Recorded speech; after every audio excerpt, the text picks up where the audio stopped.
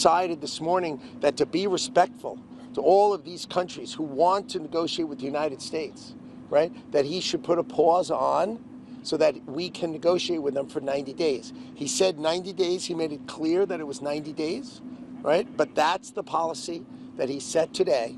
And he thinks resetting American trade policy is fundamental, right? It's fundamental. He said it during the campaign trail.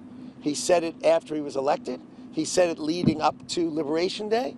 He announced Liberation Day, and he did not bend. But what happened is the scale of those countries who want to come and negotiate with us is so great that it's the incredible respect and kindness of the president that says, I want to treat these countries with great respect, and I'm going to. So let's put a pause on, and then let's negotiate with them. But you saw also how he dealt with China. So he wasn't worried about the market per se. What he's worried about is that China is retaliating and has no interest of treating American fairly. That's how they've acted, and he is acting accordingly. He said he would act accordingly, and of course he is. He tends to be incredibly consistent to what he says.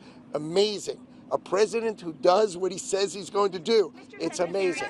Yes. The day after the announcement, Chief of Staff Stephen Miller today said on X that the president's strategy here is not only fixing the broken trade system globally, but also to isolate China economically and politically, as China is the architect of global trade aggression. Is that the administration's stance here to build a coalition to really counter such unfair trade practices by China here? No, the president of the United States was asked that question about an hour ago, and he said no.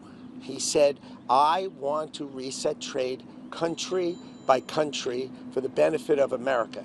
The president said it. He said it in his own words. You can go see those words, and that is what he feels. That's what he said, because that is true. Mr. Secretary, the day after the announcement, the calls started pouring in. 2 days ago, the president said he was not considering a pause. Those countries were already begging to negotiate. So what changed in the last 24, 48 hours, if it wasn't the market? Well, remember, people calling and saying, I'd like to talk, but offering the same old was not going to move the needle.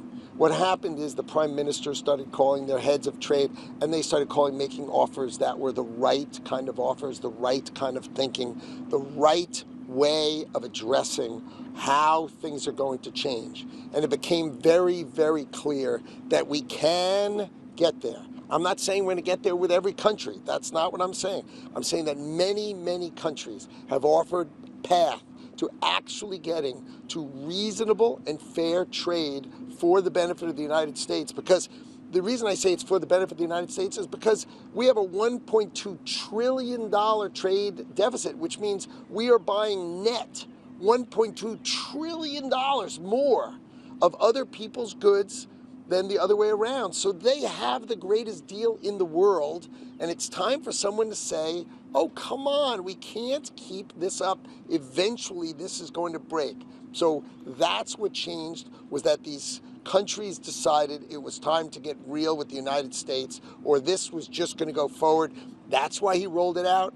That's why he has this, the policies he has, and I think it's going to result in exactly what he said, a great growth for America. Anyway, I got to go. Thanks very much, everybody. Mr. Secretary, when can we expect the pharmaceutical tariff? Did you get any concessions, sir? What happens after 90 days? Can you consider it? Gotta go, sorry.